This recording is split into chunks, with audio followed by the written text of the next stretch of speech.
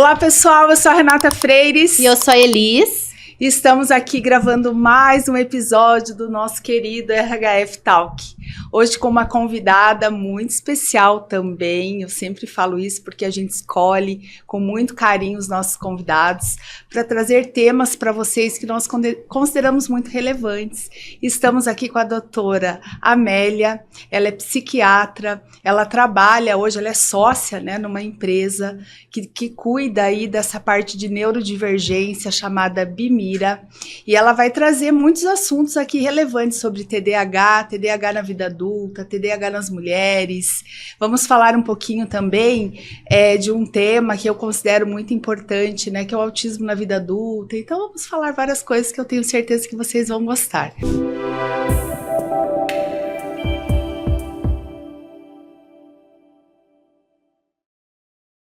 Amélia, obrigada por aceitar um convite, é uma honra te receber aqui no nosso podcast. Bem-vinda!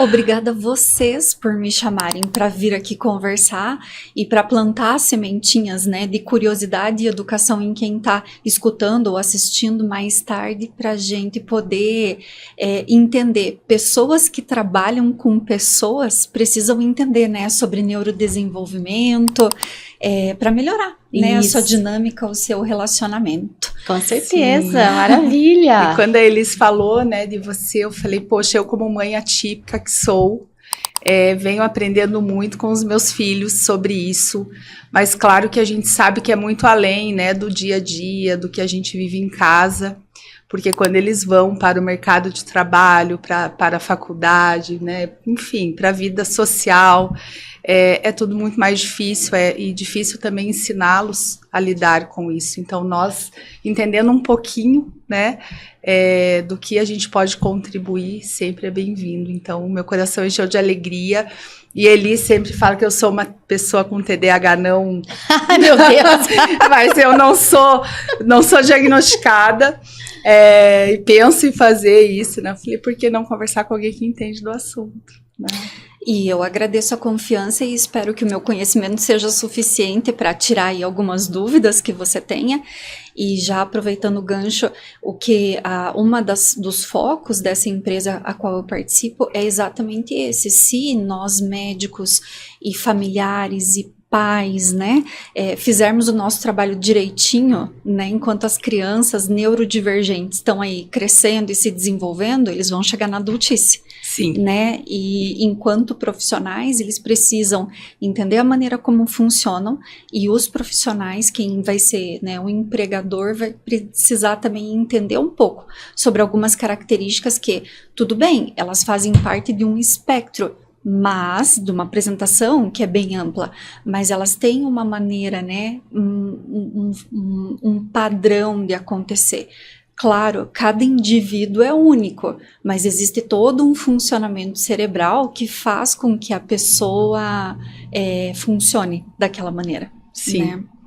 Com certeza. Hoje fala-se muito, né, de adultos não diagnosticados. Isso tem avançado, as pessoas têm buscado mais respostas, têm buscado se autodiagnosticar ou continuamos aí a passos lentos? Não, isso é uma verdade. Então, assim, o que a gente tem, primeiro, né, toda a parte das redes sociais, elas facilitam muito a divulgação. Sim.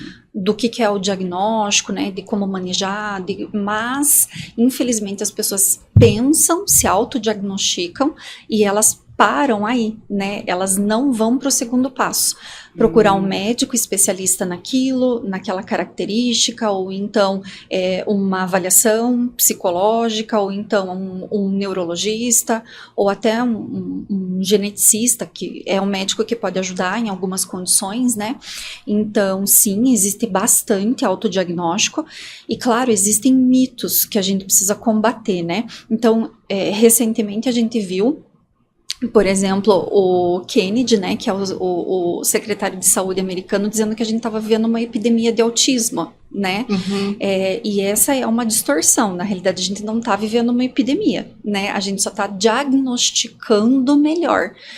Os critérios no DSM que falam a respeito do neurodesenvolvimento, principalmente em relação ao autismo e ao TDAH, mudaram agora em 2013. né? Então, o jeito que a gente entendia o funcionamento cerebral daquela condição começou a ser revisto e reavaliado. O problema é que os manuais diagnósticos, eles trazem para a gente critérios para a gente marcar X de K.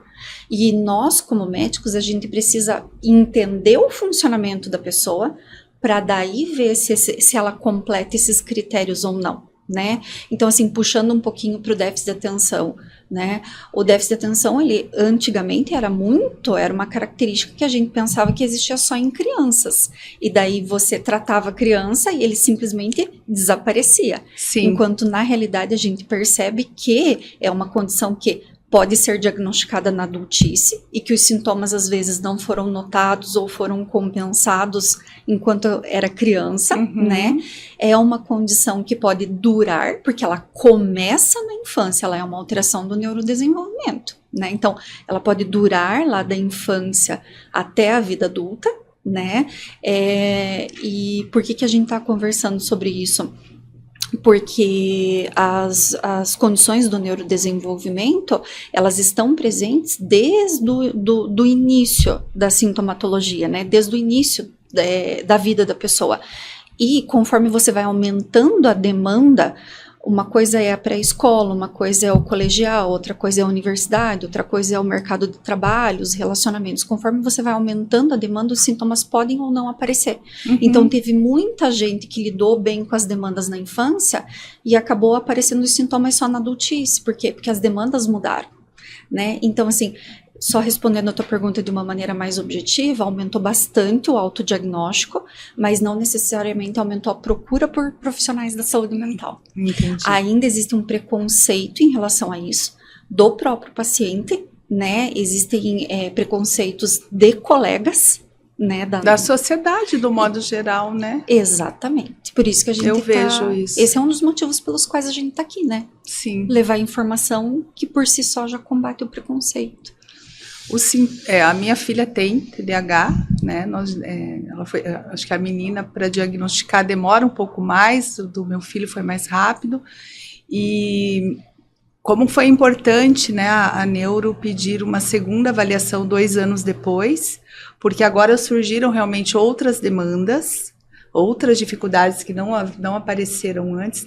E na vida isso vai aumentando, por exemplo, ela vai começar, aumenta a demanda, aumenta as dificuldades, e a gente consegue, através dos relatórios, das avaliações, ir definindo, igual foi agora, né? Surgiram mais 2 necessidades lá que a escola está me dando bastante apoio. Na vida adulta, isso pode aumentar? Vai aumentando essas demandas? Ou vai equilibrando, vai se ajustando, ou elas se mantêm? Depende das características dessa pessoa, né? Então, assim, o TDAH... Então, vamos só organizar o nosso pensamento aqui para a gente falar um pouquinho dele. Então, assim, o que é o TDAH, né? Transtorno de déficit de atenção com ou sem hiperatividade. Entretanto, eu queria que vocês se desprendessem um pouco desse nome, porque eu acredito que em breve isso vai mudar. Tá. Entendam a dificuldade de atenção com ou sem hiperatividade como um jeito do cérebro funcionar. Mas a síndrome em si é uma dificuldade de identificar um problema, fazer um planejamento para resolver esse problema, executar a resolução do problema e depois fazer uma checagem para ver se deu certo. Isso é uma função executiva. Então, assim, traduzindo, né, numa linguagem mais simples, eu queria que vocês imaginassem na cabeça de vocês como se a gente tivesse uma grande orquestra, né? Então, assim, independente de ser no Brasil, de ser nos Estados Unidos ou então de ser em outros países, a orquestra ela tem uma dinâmica na qual os membros tanto se comportam quanto sentam nas cadeiras. Então, tem o setor dos violinos, tem o setor da bateria, o dos metais, os dos violoncelos e coisa e tal. E essa orquestra é regida por um maestro. Sim. Agora, na cabeça de vocês, substituam os músicos por funções que o nosso cérebro tem. O nosso cérebro tem uma função de planejamento, o nosso cérebro tem uma função de atenção focada, o nosso cérebro tem uma função de memória, o nosso cérebro tem uma função de inteligência. Para que tudo isso serve? Para a gente receber o estímulo, que é a partitura, e fazer a música, e tocar a música, né? No caso do déficit de atenção, todos os músicos foram. Então, todos eles lá sentados. Todas as funções mentais estão lá. Elas podem ser executadas, mas o maestro não foi. Então, isso gera nos músicos uma dificuldade de saber qual música que eles vão tocar, qual é o tempo que cada um vai entrar, se todo mundo está tocando no mesmo ritmo ou não. Então, assim, o déficit de atenção é essa imaturidade do córtex, dessa região das funções executivas. E qual que é o prejuízo disso? Porque você não consegue tocar a música como ela deveria ser tocada, né? Entendi. Então, você toca algum tipo de custas emocionais ou de energia cerebral fazem você tocar música, porque o teu neurônio é um músico muito bom, mas nem sempre ele sai com a cadência que você gostaria, ou com a performance que aquela orquestra pode tocar.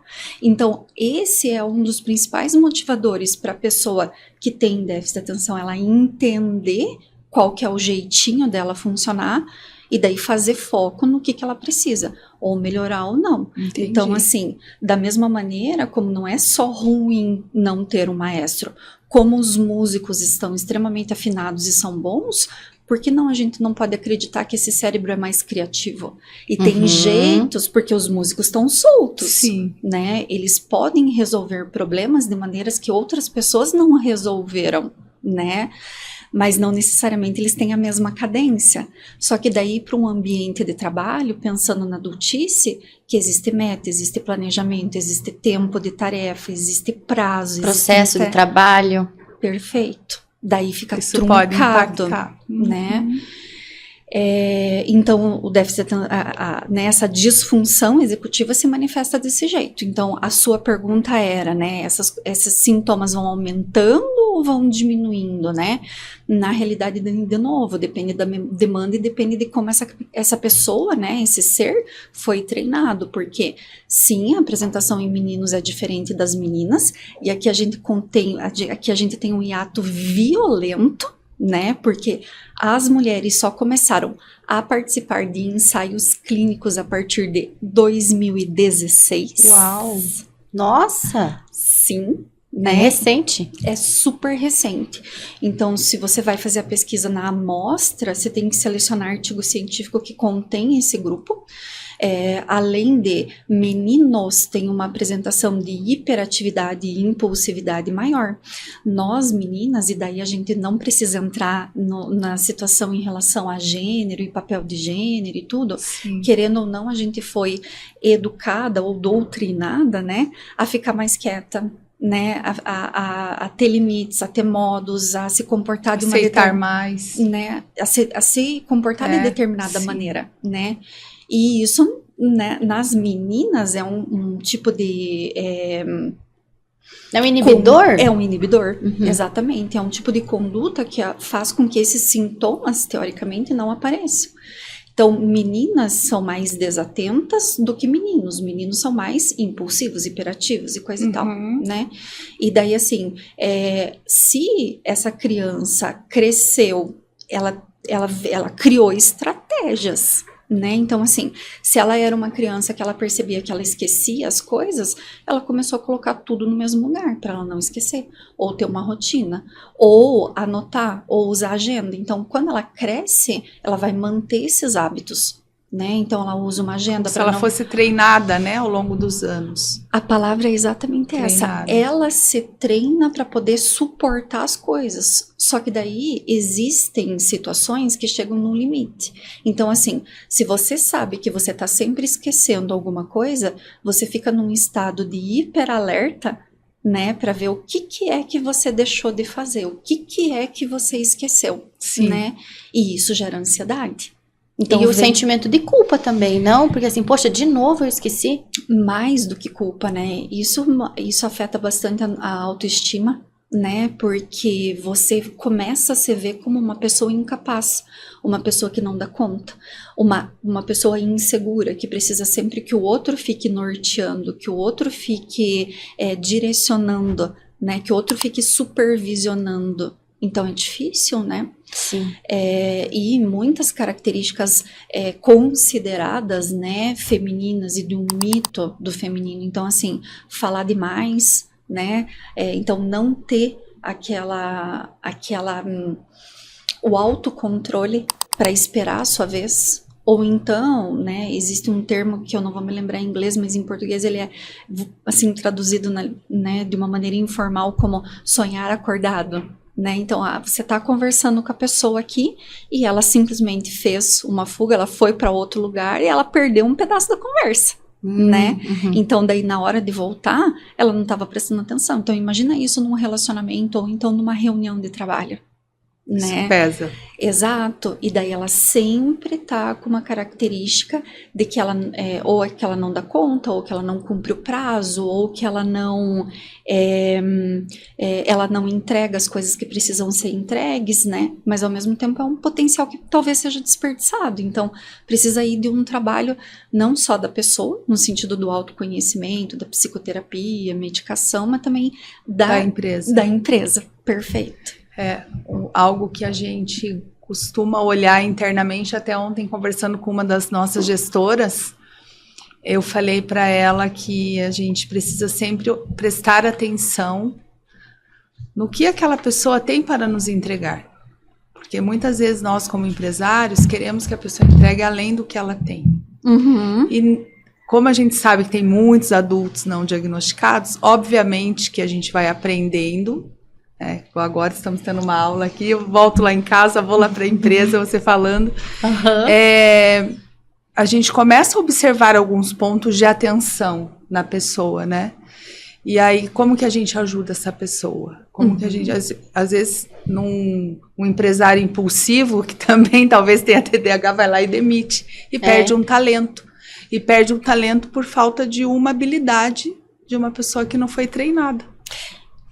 Eu acho que vocês podem falar disso melhor do que eu, porque existe agora uma normativa, né, que é a NR1, Sim. que veio exatamente como ela veio de cima para baixo, então ela é uma ordem governamental para a gente reavaliar e fazer, né, acesso à saúde empresarial para garantir que a pessoa, né, fique confortável num ambiente de trabalho.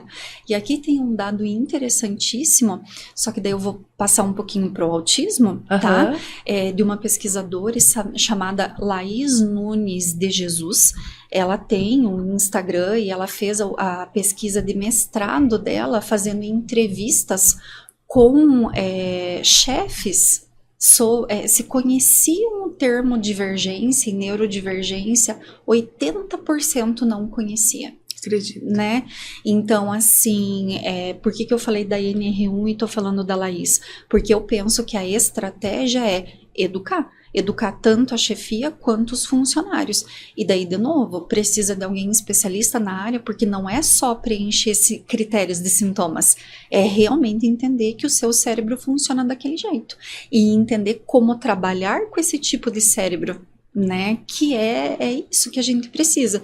Então, é uma pessoa que eu vou precisar fazer lista de tarefas, né? É uma pessoa que eu vou precisar pegar um projeto que é grande e dividir em pequenos prazos para ele poder ir me entregando aos poucos, né? Um dos grandes problemas do déficit de atenção, voltando para o déficit de atenção, né? Um dos grandes problemas é que o cérebro perde um reforçador na adultice, que é o prazer imediato.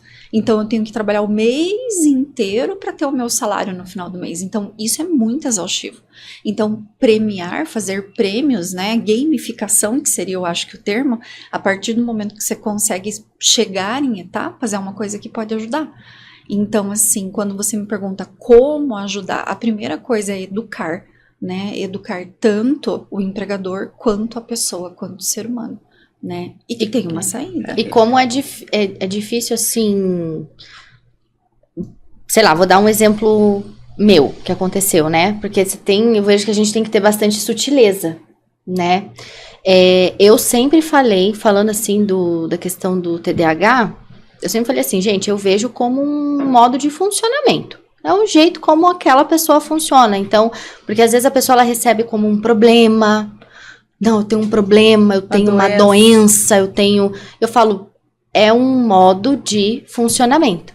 E a gente teve uma situação dentro da RHF, né, onde eu não tenho nenhuma especialidade, né, na área de neurodivergência, entendo muito pouquinho, mas eu vinha observando a pessoa.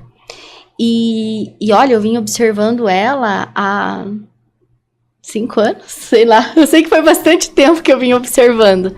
E um dia em especial, porque é uma pessoa muito boa, sempre foi. Mas sabe quando a entrega não estava contento? Esquecia, não cumpria, né? Era o tempo todo, ficava esquecia. Nervosa, porque daí perdia o prazo. E se culpava demais. Quando eu falei da culpa, eu via isso muito. Eu não entendo. Eu ouvi frases assim, ó. Eu não entendo por que eu não consegui fazer isso e você consegue, Elis. Eu não entendo por que eu não pensei nisso, Elis, e você pensou. E daí um dia, eu lembro que tinha bastante coisa para fazer. Eu comecei a trabalhar com essa pessoa tentando organizar a agenda dela, pauta e tal. E ela tava com a pauta organizada. Ela fez a tarefa, ela organizou a pauta bonitinho. Mas ela não tava conseguindo executar a pauta. E até então eu não tinha percebido nada, só tava observando ela. E teve um dia que ela tava com a pauta toda cheia, ela fazendo coisas, enfim. Aí um dia eu vi ela que ela tinha parado. E ela é extremamente responsável. Ela pegou uma tesourinha. E ela tava aqui. Cortando a ponta dupla do cabelo. Assim. Aí eu parei, fiquei observando aquilo, falei, não tá fazendo isso pra matar tempo, porque não é o perfil dela, mas me chamou a atenção. Aí ficou, cortou, guardou, quando voltou, já não lembrava mais o que tinha que fazer. Ali eu falei assim, não. Tem alguma coisa. Tem alguma coisa aqui. E daí eu comecei a observar com mais cuidado, e daí eu chamei essa pessoa pra uma conversa. Olha, veja, depois de anos, e com muito cuidado possível, eu falei, olha, eu tenho observado, e eu falei assim, eu não sou especialista, mas eu acho que faz sentido você buscar um diagnóstico, porque você tem indícios. Né? A pessoa chorou, achou que era uma doença, eu falei, isso não é uma doença, isso não é um problema, é um modo de funcionamento, vai buscar, né, realmente vai que é, isso vai te ajudar. E foi atrás, realmente foi diagnosticada. E hoje Nossa, outra performance, né?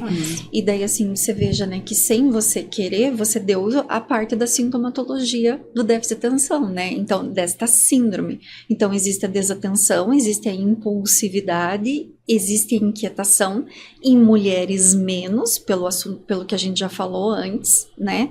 Mas em relação à desatenção, né? Então, as pessoas acreditam, eu não consigo, eu acabei de ler uma página de livro, eu não consegui reter aquilo, né? Não é só isso. É simplesmente, né, é uma dificuldade também de inibir um estímulo, porque ela sabia o que ela precisava fazer, mas ela não conseguiu inibir o estímulo de ficar cortando as pontinhas duplas do cabelo para fazer foco no que ela precisava. E daí veja que a outra, né, uma das outras funções, um dos outros músicos é a memória operacional, que é aquela que você acabou de fazer aquilo, você prestou atenção no que você estava fazendo, você virou do lado, você tem que voltar, você não tem dificuldade de resgatar para continuar o processo da tarefa. Né? Agora, imagine uma pessoa desse jeito, trabalhando uma vida inteira sem conseguir, né, entender o porquê, né? Então, assim, e daí, ali foi no teu ambiente de trabalho, mas e na vida familiar dela? A parte da organização da casa dela, a mesa de trabalho, quanto pode ficar desorganizada e confusa, o quanto a informação pode se perder, né? Existem pessoas que você dá um comando para ela dividido por partes, ela precisa repetir o comando para ver se ela não esqueceu nenhuma fase, né? Então, assim, a partir do momento que você entende o que está acontecendo, o entendimento te liberta, né? Então, E em relação a isso, a gente falou do trabalho, tem a casa onde a pessoa mora, tem os filhos, porque teoricamente, né, daí de novo não quero entrar na situação do papel de gênero, mas a mulher acaba tendo... São multitarefas, exatamente, né? A gente acaba assumindo mais responsabilidades, então gerenciamento da casa, gerenciamento das crianças e ainda por cima ter que trabalhar, Sim. né? Eu não tenho dúvida que os pais, né, os homens podem participar, mas isso é uma mudança de paradigma, né? E vai acontecendo aos poucos, né? Então imagina a fantasia que a pessoa tem, porque ela não vai conseguir gerenciar várias tarefas ao mesmo tempo, né? Ela vai ter que fazer por partes e uma de cada vez. E daí a gente tá falando de relacionamentos. E daí a gente tá falando de vida amorosa. E as compras impulsivas que passaram despercebido e que geraram um desalinho, né? Um desarranjo no sentido financeiro do casal, né? E as compras de passagem online só porque você recebeu uma promoção, mas você não viu se o seu companheiro poderia ir viajar junto com você. Né? Então, assim, é muito mais profundo do que só marcar os critérios, né? Muito mais. Muito mais. Por isso que sempre a ajuda profissional, ela é bem-vinda e é ela que vai fazer o divisor de águas. Porque, assim, infelizmente, a gente conta com muita desinformação também na internet. Da mesma maneira que existe muita gente boa falando sobre temas e que isso facilita o nosso Sim. trabalho, existe também bastante desinformação, né? É um ponto que eu acho muito negativo, infelizmente, é a área da saúde, né? Oferece muitos poucos recursos, tanto para as crianças quanto para os adultos. Não sei se estou falando bobagem, mas eu vejo que os meus filhos, por exemplo, graças a Deus, hoje eu consigo proporcionar bons tratamentos e entender como eles funcionam me ajuda muito no dia a dia. E também saber o que eu preciso fazer para que eles tenham uma vida adulta melhor, né? E eu lembro que a Júlia começou a fazer aula particular, né, de reforço, enfim, e existia um sofrimento no escrever. E eu lembro que a professora sinalizou: Renato, converse com a escola, porque tá vindo muita, sei lá, 10 perguntas e respostas para ela escrever. Ela ia até a terceira e depois não queria mais. E daí no laudo confirmou. E realmente existe um sofrimento, né? A neuro me explicou: Renata, dói a mão, é dor que ela sente. Então realmente tem que adaptar. Porque aí ao invés de se preocupar com o que ela está aprendendo, está se preocupando com o que ela está escrevendo. O cumprimento da rotina. Aí, né? A gente mudou, ajustou isso. Júlia é outra. Melhoraram as notas, melhoraram a atenção. Ela está menos nervosa, ela está com menos crise. E eu lembro também do transtorno sensorial, que está ligado com o TEA e tal. Meu filho também tem TDAH. Eu lembro que eu fui lavar a cabeça dele, eu sou muito prática assim. E ele: mãe, tá doendo, para, não quero. E daí que eu fui entender o que era um transtorno sensorial. Então, é realmente entender como eles funcionam. Porque, e isso eles vão levando para a vida, né? São pequenos, são traumas pequenos que vão gerando um acúmulo para o futuro.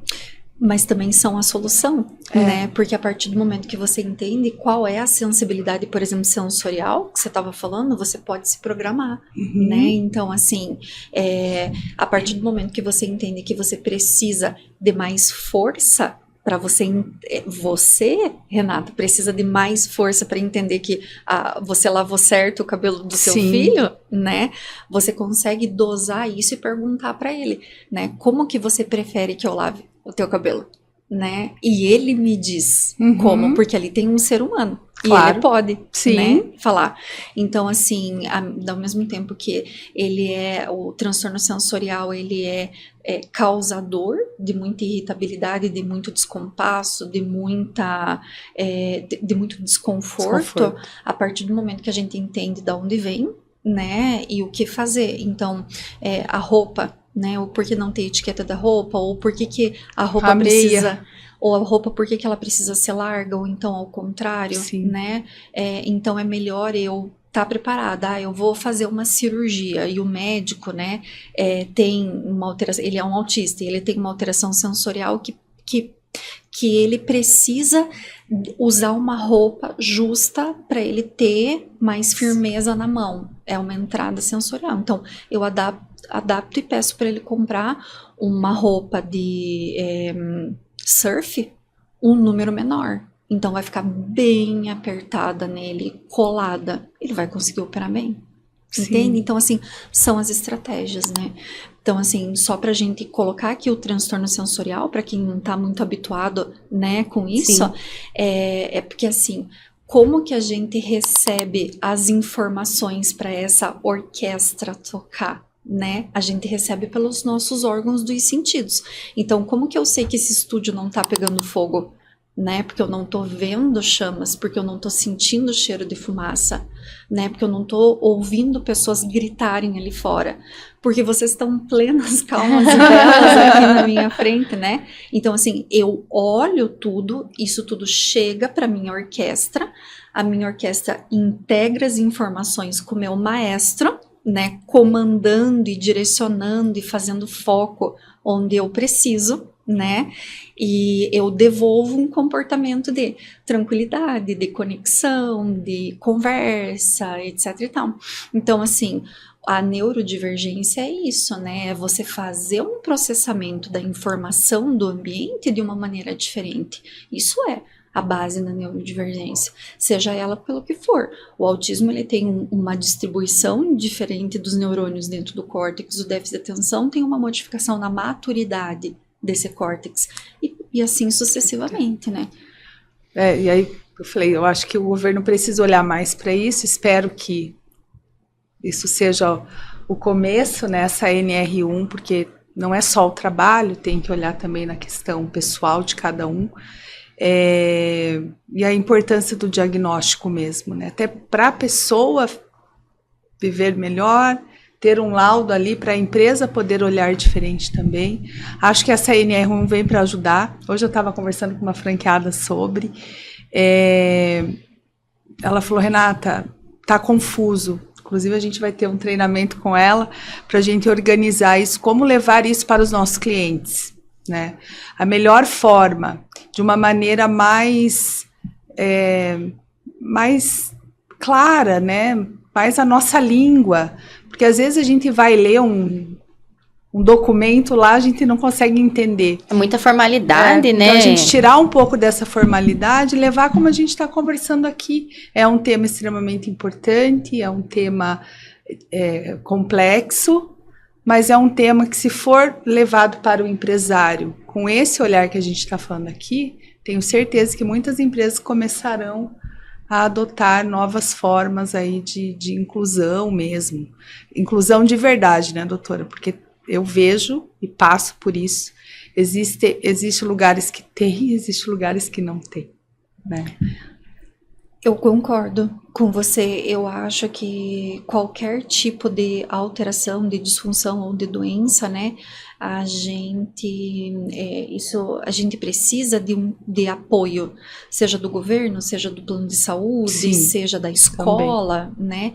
E eu acho que esse é o desafio da saúde mental. Vou falar da psiquiatria, que Sim. é a minha área, né? Eu sou suspeita, porque eu sou completamente apaixonada pela minha profissão. Entretanto, é uma profissão que ela é ingrata, porque eu vou fazer um comparativo com um cardiologista. Você vai num consultório de um cardiologista, ele tem instrumentos de medida o tempo todo. Então, ele tem uma balança, ele tem uma fita métrica para medir a sua circunferência abdominal, ele tem um esfigmo para medir a sua pressão, ele tem exames de sangue que mostram se o paciente é diabético, se o paciente tem uma dislipidemia. Então, ele mede o paciente de uma maneira muito objetiva. A gente da psiquiatria não. A gente não tem instrumentos tão objetivos, né? A gente tem instrumentos que fazem a avaliação do comportamento como uma função neuropsicológica, né? Uma avaliação neuropsicológica. Mas aquela avaliação, ela precisa ser contextualizada com o que você está vendo na clínica. Então, assim, quando a gente fala em diagnóstico na psiquiatria, ele precisa estar intrínseco ao funcionamento daquela pessoa. Se eu não vejo aquilo na clínica, aquilo não condiz com uma realidade. Por isso que, no final das contas, O autismo é um diagnóstico que é médico, o TDAH é um diagnóstico que é médico. A função, a avaliação neuropsicológica, ela é adicional àquilo. Complementa. E daí, exatamente, daí a gente volta para a história do autodiagnóstico, e esse eu acho que é um super desafio da NR1, porque até onde eu me informei, eu não vi nenhum tipo de estrutura ou de tabela, ou então de teste que as empresas vão ter que aplicar ou direcionar o funcionário. Então, eu acho que a ideia é muito boa, colocar o assunto saúde mental na mesa de trabalho, né? Sim. Mas precisa de um pouco mais de estruturação para ver como que vai ser medido ou manejado, ou de que maneira que vai ter um organograma de abordagem nisso, né? Faltou um método, né? Perfeito. Faltou um método, isso. Porque cada empresa, RHF, desenvolveu o Sermente, nós vamos estar mudando algumas coisas nele, mas é algo elaborado através de profissionais, alguns psicólogos, de ferramentas que nós temos hoje, como a área de psicologia tem, né? Para a gente conseguir pegar informações ali, mas nenhumas, acredito que seja tão fidedignas como uma consulta com um cardiologista, por exemplo. Isso, com uma avaliação com o médico treinado, que faz aquilo todo dia, o dia inteiro. Verdade. Né? Que aprendeu a pensar em relação ao que se tem. Né? Eu não entendo porque não... Assim, por exemplo, os planos de saúde quase não tem psiquiatra hoje. Se a gente for buscar, por exemplo, uma consulta, é daqui para o ano que vem. Né? E como você tem um adolescente, por exemplo, que está passando por uma fase complicadíssima, né, hormonal, enfim, e você vai esperar o ano que vem para ter uma consulta, se precisa de um auxílio de medicamento, né, aí não tem outro caminho a não ser fazer particular. E quem não tem condições? Ou via SUS, né, que daí a gente teria uns CAPs infantis, ou CAPs Funciona 13. bem? Funciona?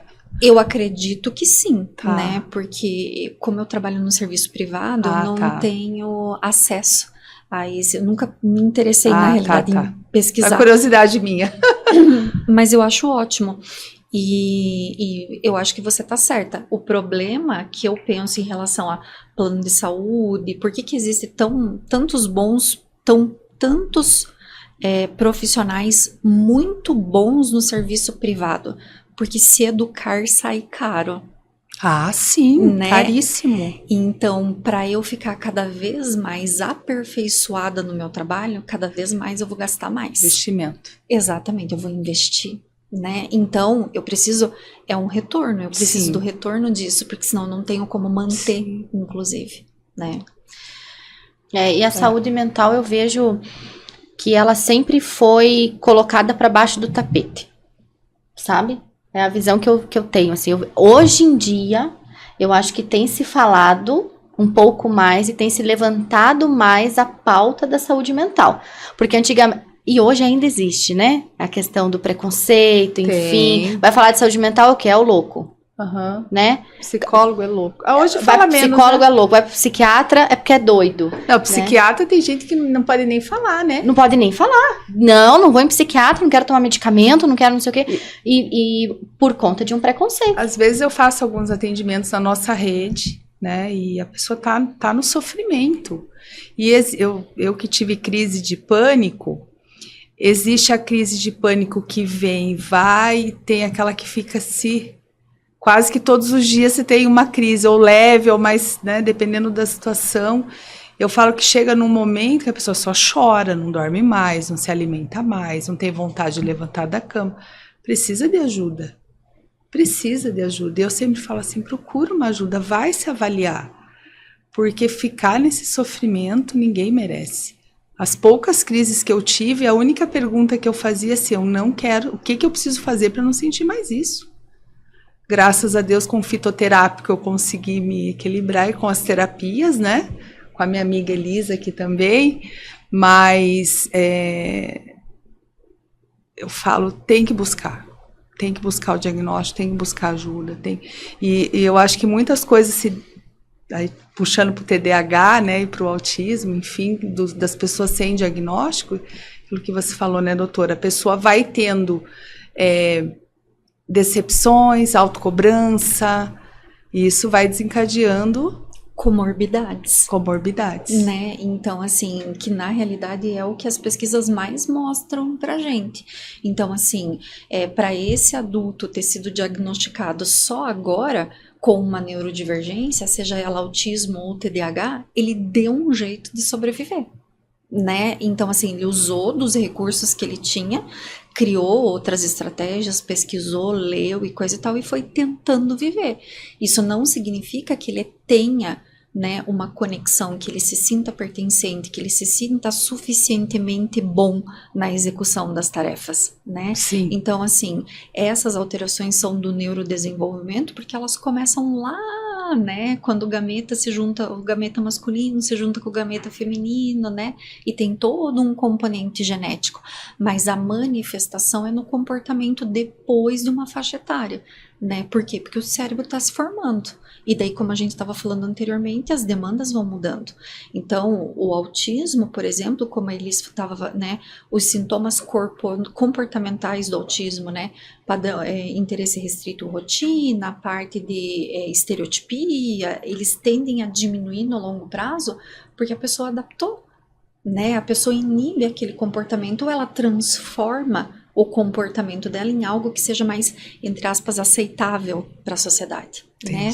Da mesma maneira que a hiperatividade e a impulsividade não chegam tanto na adultice, porque a pessoa sabe que aquilo é um problema, porque ela já teve vários reforços que aquilo não vai dar certo, então ela para de fazer aquele comportamento, mas não é necessariamente porque o cérebro foi tratado. Só que pense, se ela tem uma vulnerabilidade que faz com que ela experiencie o mundo de uma maneira diferente desde que ela é criança, a chance dela ter uma sintomatologia junto comórbida na adultice é violenta. Por exemplo? No autismo, a gente tem, estatisticamente falando, então o autismo ele tem essa alteração da distribuição dos neurônios dentro do cérebro, né? Fazendo a metáfora com a orquestra, né? Além do maestro não ir, os músicos ainda se misturaram e todo mundo trocou de lugar. Virou-lhe a bagunça. Exato.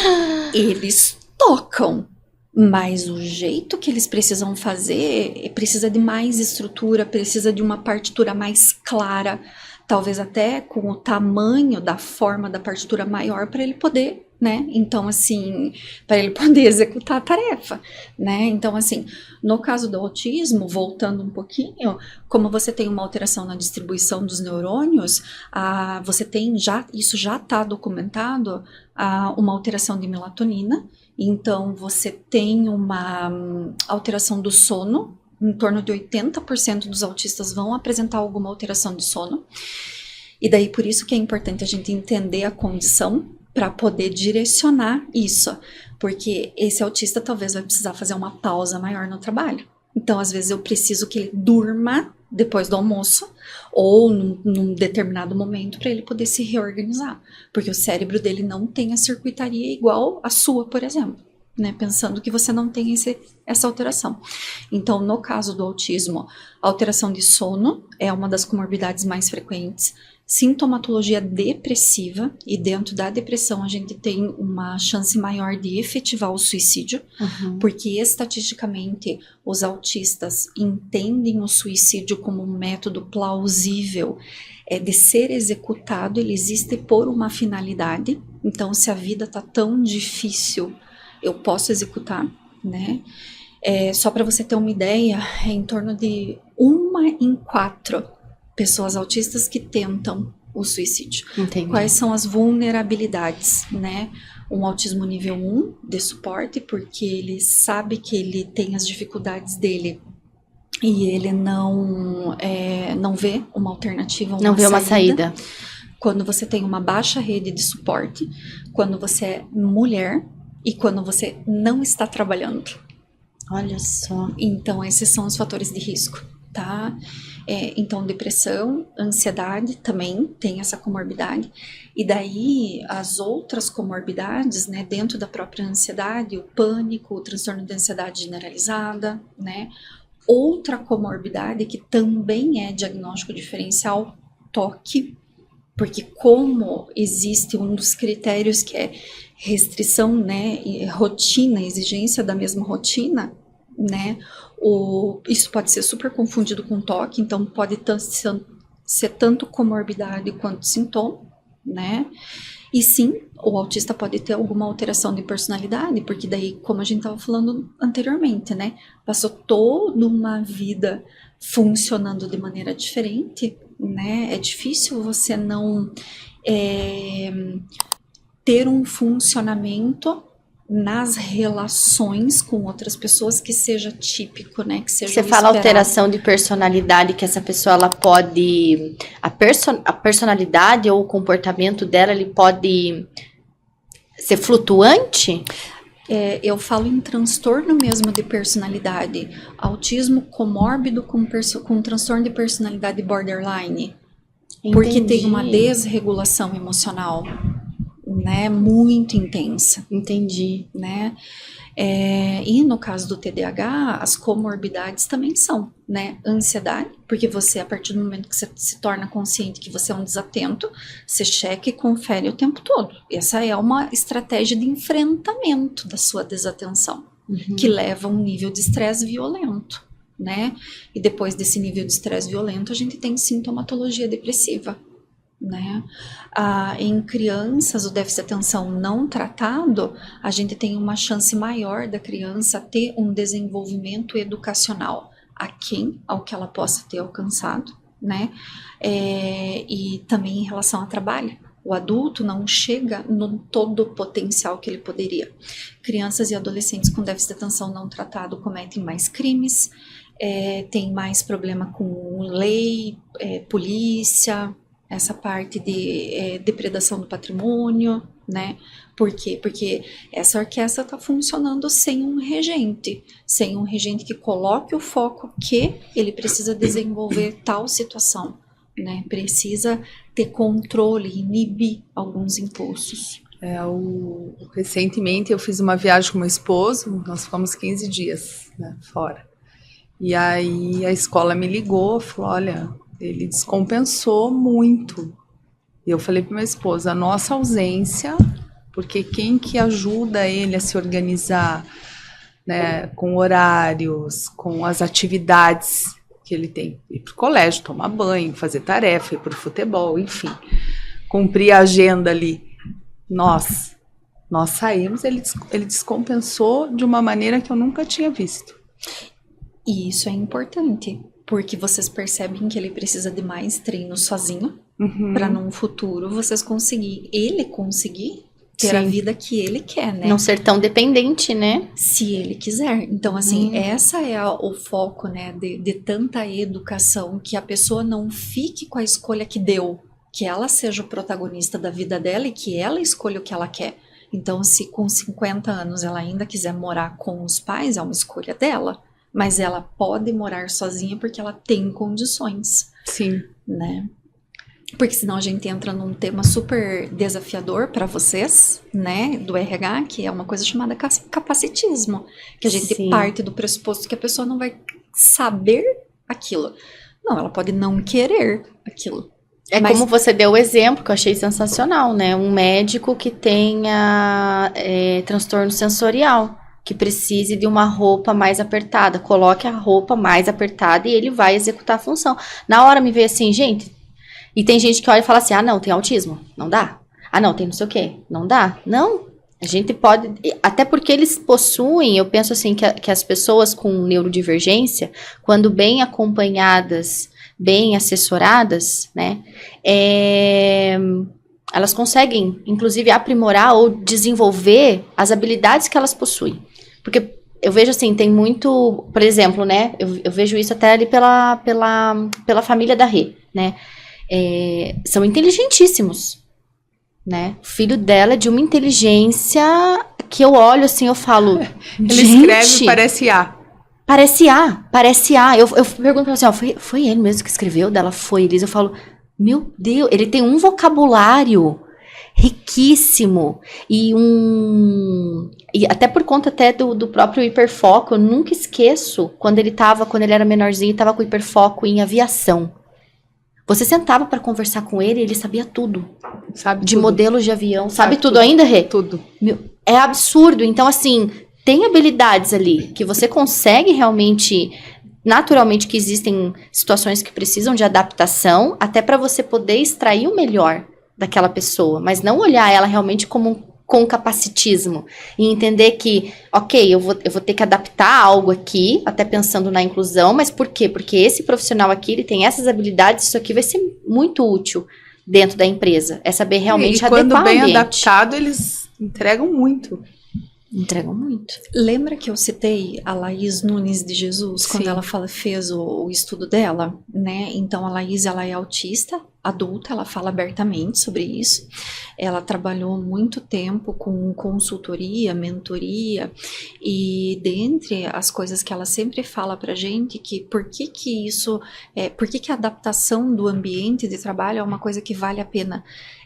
Porque o empregador consegue, ele querendo, e isso não é uma crítica, né? O objetivo dele é fazer a maior performance da empresa com o menos tipo de investimento possível, né? Então, se eu for adaptar um ambiente para um autista, para uma pessoa TDAH, alguma coisa nesse sentido, eu vou gastar. Né? E daí a estatística que a gente tem é que quando você melhora o ambiente para uma pessoa autista, os neurotípicos também se beneficiam. Então você melhora a luminosidade, você melhora a temperatura, você melhora o cheiro e as pessoas têm mais conforto. Porque a gente está falando de alteração sensorial, né? De Sim. como a gente percebe o mundo. E a gente, na realidade, não percebe que a gente percebe o mundo. Então, assim, eu só sei que eu tô sentada com a minha perna cruzada porque eu parei e pensei nisso. Eu coloquei, o meu maestro colocou o foco nisso que eu tô vivendo, né? Mas não é uma coisa que a gente faça automaticamente. Então, quando a gente faz a adaptação de um ambiente de trabalho, não é só o neurodivergente que ganha, outras pessoas ganham também, né? E aí é que vale a pena. Maravilha. Doutora, eu tenho uma dúvida que talvez até quem assista a gente também tenha. A gente chegou a falar da sintomatologia, que de repente uma pessoa com autismo, com TDAH possa vir ter, deu alguns exemplos. O que pode ter de... O que a pessoa pode de repente entender como assim, poxa, isso aqui é um alerta, seria interessante eu ir ver se realmente eu tem um TDAH, para fugir dessa questão do autodiagnóstico? Existem, assim, algumas características que são relevantes ou que são padrões? Eu sei que muda de indivíduo para indivíduo, mas alguma coisa que possa ou não? Agora a referência são as vozes da minha cabeça, tá? Tá. Então, assim, ó, se eu tivesse que dar uma dica, né, da pessoa ir procurar ajuda, porque pode ser que esteja acontecendo alguma coisa, eu estou com um sofrimento emocional, independente da causa dele. Então, assim, é não minimizar o que você tá sentindo, o que você tá percebendo. Entendi. Né?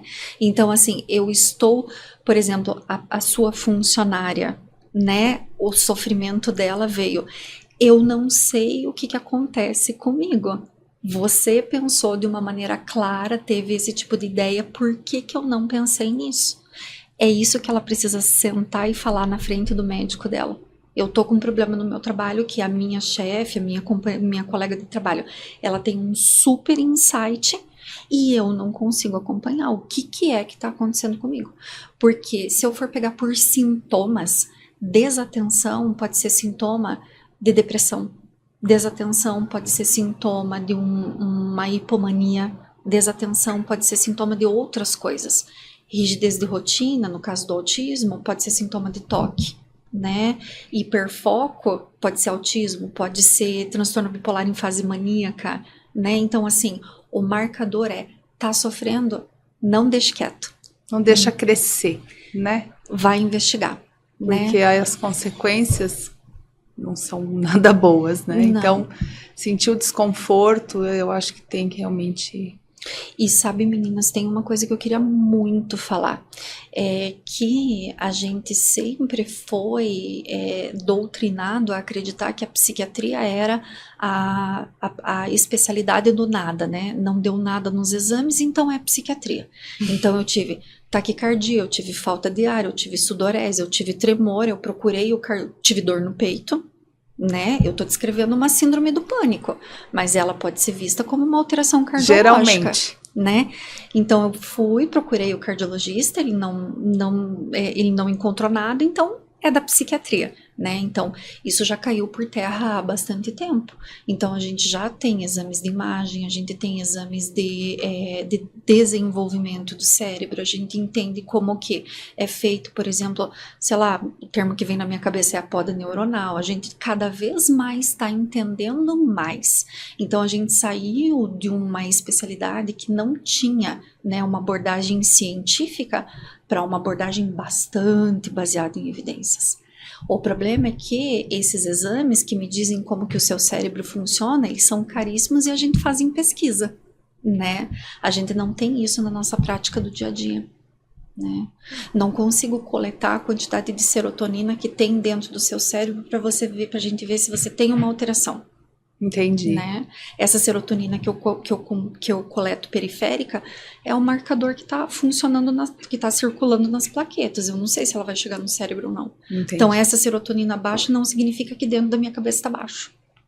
E né? não tem como saber. Até tem. Né? Tem. Eu anestesio você, abro o seu cérebro, faço uma biópsia, faço Acho que não tem. Acho que vamos ficar nesse aqui superficial, esse que tá bom. Entendi. Por isso que a clínica é soberana. Sim. Né? A clínica é soberana, exatamente. Doutora, até na empresa, né, qual você é sócia, enfim, o foco é educacional, é capacitação, vocês também atendem pessoas que buscam diagnóstico, como que é? Qual que é o trabalho que vocês fazem? Não, na empresa a qual eu faço parte, nosso objetivo é educar para transformar, né? Então, assim, os nossos cursos, eles são voltados para as esferas, né? Para pacientes e familiares, né? Então, esse ano a gente desenvolveu, por exemplo, workshop em déficit de atenção para pacientes, né? Com déficit de atenção.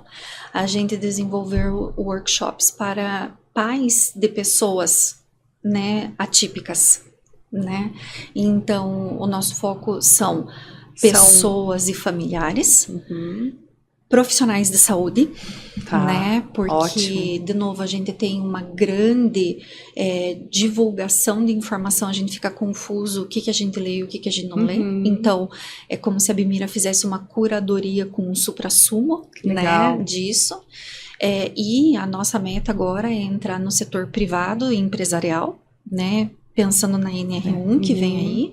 E também nosso sonho, assim, é poder levar conhecimento no setor público, né, independente de ser nas áreas municipais, em escolas, atendimentos básicos de saúde, quanto nível estadual e também muitos órgãos do governo, né, então assim, promotoria, a parte da magistratura, etc e tal. Nossa, que muito bom. pode... Porque, vou repetir, pessoas que trabalham com pessoas precisam entender que isso existe, que isso não é uma criação da nossa cabeça, que a gente tem biópsias de cérebros que foram comparados, né? Então, estudos, né? Estudos profundos sobre a gente tem evidência, né? O tipo de empresa que a gente criou, ele tem esse objetivo de ser um lugar onde você pode contar com conhecimento sério, mas também com um ambiente em que inovações são bem-vindas, né? O vanguardismo tá aí. Então, vou dar um exemplo que é o que vem na minha cabeça, né? O último curso que a gente fez de formação e de educação para profissionais da área da saúde foi em altas habilidades e superdotação, que ainda é um tema super sensível porque a gente não os tem em manuais. Por quê? Porque a gente tá vendo nascer. Né? Então as pesquisas estão sendo feitas ainda. A gente já tem os teóricos que falam sobre isso. Existem como a gente perceber isso na testagem, né, neuropsicológica e na parte clínica, né? Então você vai somando e você vai dizendo para o paciente, ó, essa característica aqui pode ser de uma alta habilidade, de uma superdotação. Então, será que a gente não poderia lidar com ela de uma maneira diferente, né? Então, assim, realmente individualizar, porque eu acho que é isso que vai acontecer mais para frente. Cada vez mais a gente vai ter que flexibilizar e sair da literatura clássica, usando a literatura clássica, mas individualizando para a pessoa que está na minha frente. Sim. Então, a ideia da empresa é isso. Maravilha, perfeito. E esses cursos, agora eu me interessei. Eles são online, presenciais, são... Neste momento, eles ainda são online. Mas é gravado ou é ao vivo? Não, a empresa se formou com cursos ao vivo, entretanto remoto. Legal. Por quê? Porque a gente consegue manter o foco maior. Isso ajuda no aprendizado. E porque a ideia é que a nossa empresa tenha um número de participantes em cada curso menor para poder todo mundo colocar a sua experiência ou então tirar dúvida, ter um acesso maior aos professores, né? Porque no final das contas a gente só vai procurar